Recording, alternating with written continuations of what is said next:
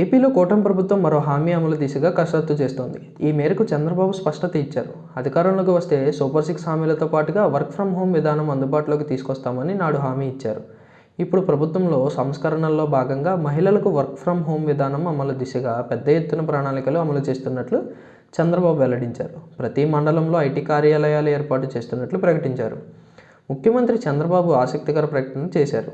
రాష్ట్రంలో మహిళలకు work from home విధానాన్ని ప్రారంభించేందుకు ప్రణాళికలు రూపొందిస్తున్నట్లు వెల్లడించారు. స్టెమ్ కోర్స్ మహిళలకు శుభాకాంక్షలు తెలిపిన సీఎం సైన్స్ రంగంలో విజయాలు సాధిస్తున్న మహిళలకు అభినందనలు తెలిపారు.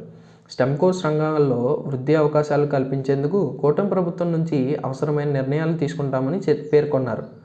కోవిడ్ అనంతర పరిణామాలు, అందుబాటులో ఉన్న సాంకేతికత ద్వారా వర్క్ ఫ్రం హోం ప్రాముఖ్యత పెరిగిందని చంద్రబాబు వివరించారు.